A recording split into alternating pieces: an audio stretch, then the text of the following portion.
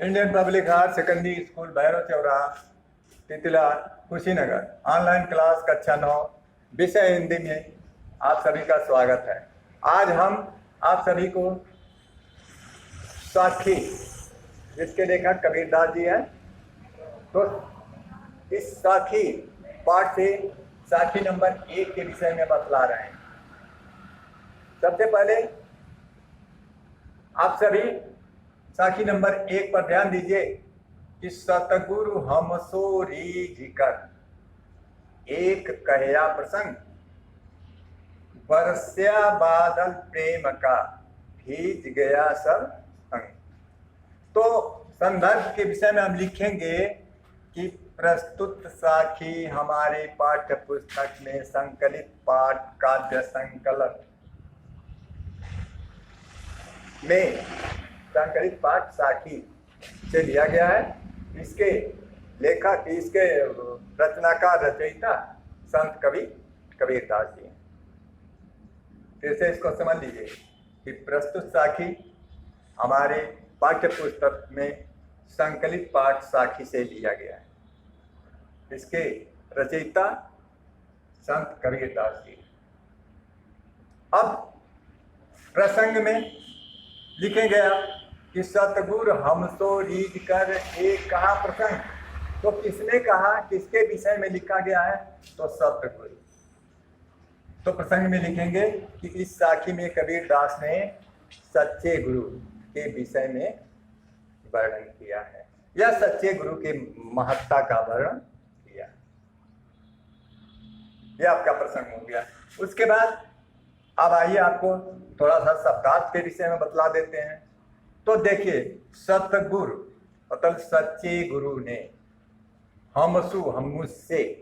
हमसे रीझ कर प्रसन्न होकर एक कहा प्रसंग, एक उपदेश दिया, एक बात कही, एक ज्ञान की बात कही।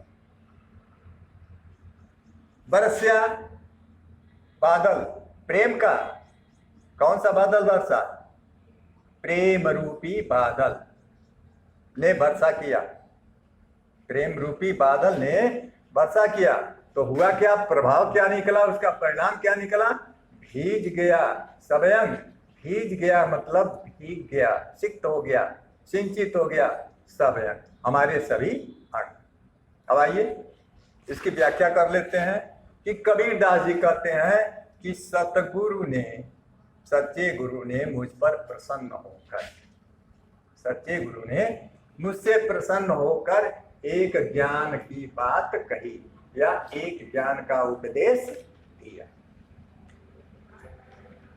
ज्ञान का उपदेश तो दे दिया, लेकिन यहाँ पे समझिए कि सतगुरु ने, सच्चे गुरु ने मुझसे प्रसन्न होकर एक ज्ञान की बात कही जिससे हमारे अंदर ईश्वर के प्रति अपार भक्ति का जन्म हुआ। और जब भक्ति का जन्म हुआ तो भक्ति से प्रेम और स्नेह की वर्षा हुई। बरस्या बादल प्रेम का, प्रेम, भक्ति से प्रेम और स्नेह का बादल वर्षा किया, जिसके कारण भीग गया सब अंग, हमारे सभी अंग सिक्त हो गए, हमारे सभी अंग भीग गए।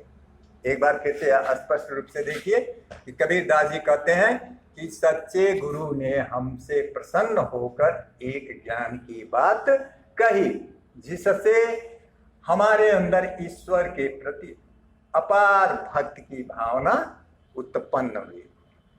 भक्ति भावना से प्रेम और स्नेह की वर्षा हुई जिससे हमारे सभी अंग सिक्त हो गए, भीज गए। अब आइए इसके काव्य सौंदर्य को स्पष्ट कर दें तो लिखेंगे काव्य सौंदर्य में कि इसमें कवि ने गुरु के महत्ता का वर्णन किया है। इसमें कवि ने गुरु के महिमा, गुरु की महिमा का वर्णन किया है। अब आइए भाषा इसका कर दें तो भाषा सदुक्कड़ी है, भाषा सदुक्कड़ी है। अलंकार देखते हैं तो अलंकार अनुप्रास रूपक है, अनुप्रास रूपक है। अब इसके बाद देखते हैं कि इसका रस तो शांत रस है, रस शांत रस है। शब्द शक्ति लक्षणा है, शब्द शक्ति लक्षणा है। और इसका छंद क्या है? दोहा छंद है। एक बार फिर से देख लीजिए इसके काव्य सौंदर्य में कि इसमें सच्चे गुरु के महिमा का वर्णन किया गया है। भाषा सदुपकड़ी है, रस शांत है, अलंकार अनुप्रास और रूपक है, अनुप्रास और रूपक है। और इसका ये गुण जो है शांत, गुण शांत है। और शब्द शक्ति लक्षणा है, शब्द शक्ति लक्षणा है। और छंद इसका दोहा छंद है। इस प्रकार से इसकी व्याख्या करते हैं। अब आइए दोहा नंबर दूसरे में, साखी का दूसरा नंबर दोहा देखिए। तो इस पर भी ध्यान दीजिए कि इसमें भी संदर्भ और प्रसंग जैसे पहले बताया गया वैसे ही लिखेंगे। इसमें भी संदर्भ और प्रसंग जैसे इसका लिखे वैसा वही चीज इसका भी हम लिखेंगे। ठीक, अब आगे देखिए, कहते हैं राम नाम के पट तरे देबे को कछुना। राम नाम के पटतरे माने बदले, राम नाम के बदले, पटतरे माने होता है बदले। देवे को देने के लिए कछुना कुछ नहीं है। क्या ले? गुर संतोषिए, संतुष्ट करूं, प्रसन्न करूं। हौस, हौस माने होता अभिलाषा, इच्छा, कामना, चाहत। मन माय मेरे मन में, मन के अंदर। अब आइए इस कविता, इस दोहे का भी व्याख्या हम कर लें तो लिखेंगे। संत कबीरदास जी कहते हैं कि हमारे सच्चे गुरु ने जो राम नाम का उपदेश दिया है उसके बदले उन्हें देने के लिए मेरे पास कुछ नहीं। एक बार फिर देखिए, कबीरदास जी कहते हैं कि हमारे गुरु ने जो राम नाम का अमूल्य वस्तु मुझे प्रदान किया है, दिया है, उसके बदले देने के लिए मेरे पास कुछ नहीं है। अगली लाइन में आइए, क्या ले गुरु संतोषियां, क्या ले गुरु संतोषियां। कबीरदास जी कहते हैं कि शिष्य के अंदर कामना है, हौस, कामना है कि मैं कौन सी वस्तु, कौन सी चीज लेकर के गुरु को देकर उनके गुरु दक्षिणा से पूर्ण हो जाऊं। यही इच्छा मेरे मन में बार बार उठ रही है, या यही इच्छा मेरे मन में है। एक बार फिर से देखिए, कबीरदास जी कहते हैं कि मेरे सच्चे गुरु ने जो राम नाम की अमूल्य वस्तु मुझको दिया, उसके बदले में देने के लिए मेरे पास कुछ नहीं है। इसको थोड़ा सा और आगे आप बढ़ाना चाहते हैं तो बढ़ा लीजिए कि शिष्य गुरु को गुरु दक्षिणा के रूप में कुछ देकर उनसे पूर्ण होना चाहता है। इसलिए कबीरदास जी कहते हैं कि शिष्य सोचता है कि मैं कौन सी ऐसी वस्तु गुरु को देकर उनको प्रसन्न करूं ताकि मैं उनसे पूर्ण हो सके। यही इच्छा, यही कामना मेरे मन में हमेशा बसी है। आइए इसके भी काव्य सौंदर्य पर ध्यान दीजिए। तो इसकी भी भाषा क्या है? चतुक्कड़ी है। इसमें उपमा अलंकार और अनुप्रास है। रस इसका शांत है। इसमें देखेंगे तो गुण क्या है? प्रसाद गुण है, गुण प्रसाद है। सब शक्ति क्या है? तो लक्षणा है। और छंद इसका क्या है?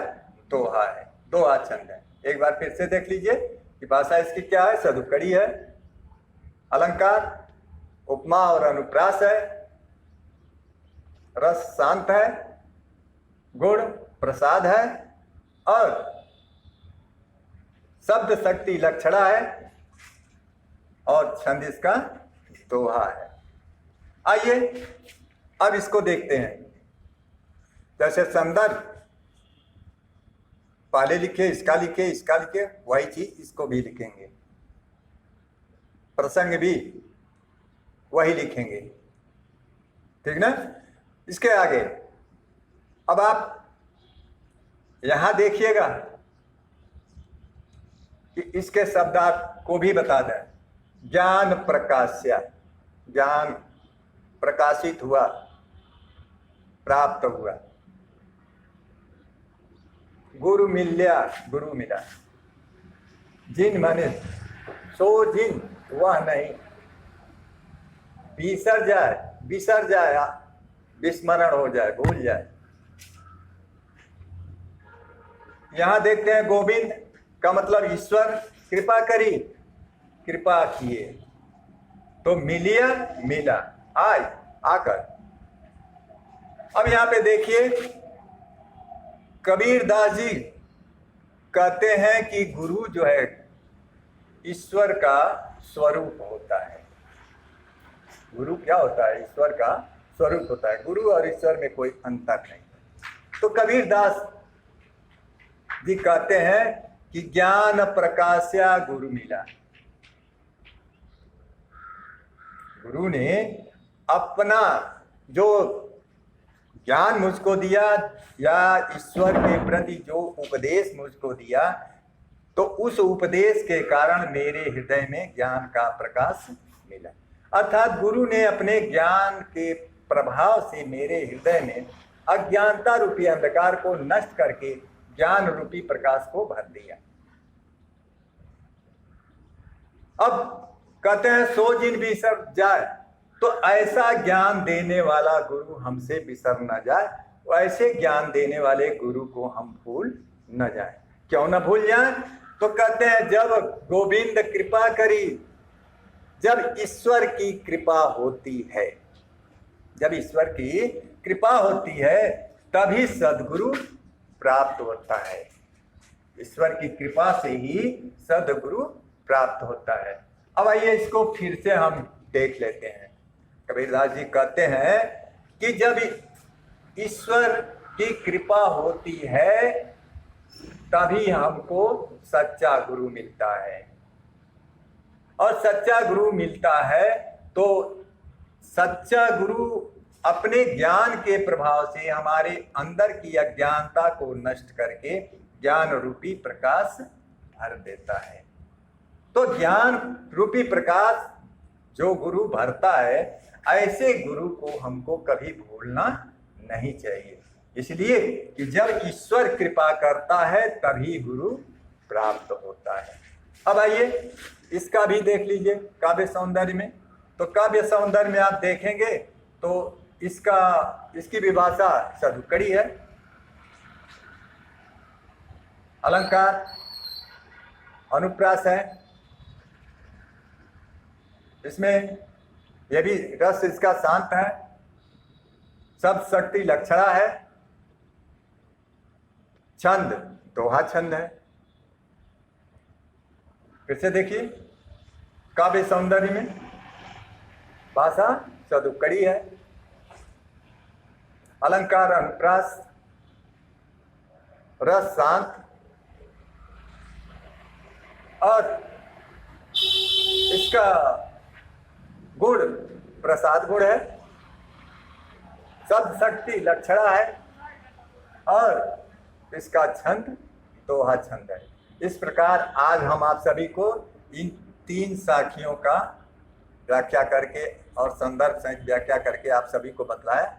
अगले दिन अगली साखी हम पढ़ेंगे। धन्यवाद। चलिए बंद करिए महाराज। हाँ।